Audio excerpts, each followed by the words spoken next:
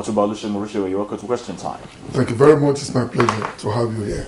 All right, let's start off right away. We're talking tourism, and your agency, the Nigeria Tourism Corporation Development, has been saddled with the responsibility to ensure that tourism develops in this country. Now, as the Director General, how have you been able to cope with these daunting challenges, if I may put it that way? Well, it's a daunting challenge, really, but I want to tell you today that before now, tourism has been a workshop, seminar, conference base. But when I came into office, I said simple, practical tourism.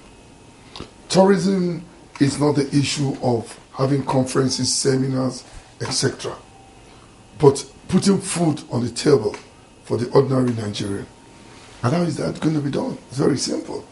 It's by making everybody be part of it, stakeholder, make everybody to be part of tourism in terms of accepting visitors to our country.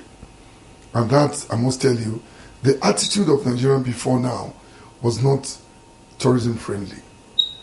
But after we did a lot of enlightenment, reawakened the consciousness of the people, then now, people now understand that tourism is not about beating drums and dancing, jumping all over the place. No. Tourism is about empowering the people. It reduces crime, reduces unemployment, reduces even the Boko Harams among us. So it's an all-encompassing product that other countries of the world have used to improve their economy, their GDP, etc. You see, before I was appointed, registration of hotels in Nigeria was in nil.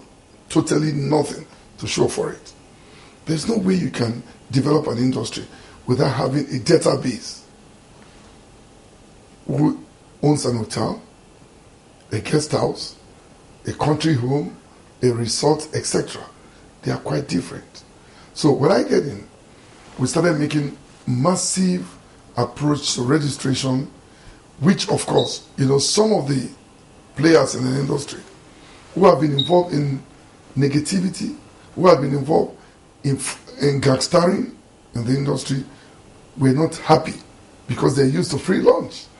So I have been able with my team to confront them head on. And today, the story is different. You could see we had to even go as far as going to court with some state government. Not that. You see, I must also tell you, some of the state government don't even know what is going on. In a place where you meet a commissioner, he wants you to give the money meant for the state to his private account. And I said, no. The industry is very transparent, and we must be seen to be transparent operating within the industry.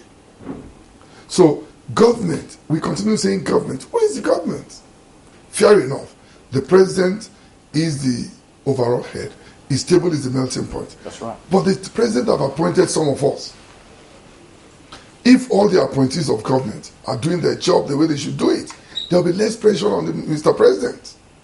But it's because a lot of us who have been opportuned, not the best really, there are better people than some of us out there, but they're not opportune to be there.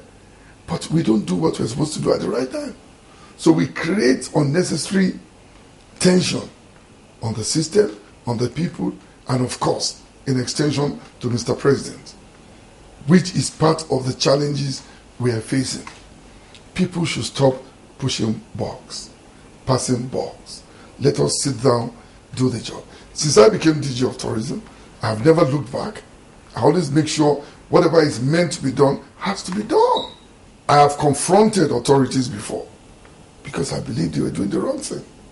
Look, I am opportune to have traveled to so many countries of the world. And posterity will not forgive some of us.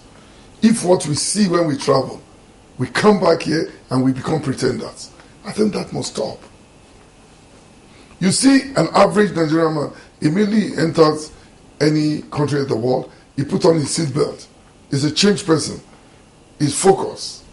He respects law and order. But when he comes back home, he believes anything goes. That must also stop.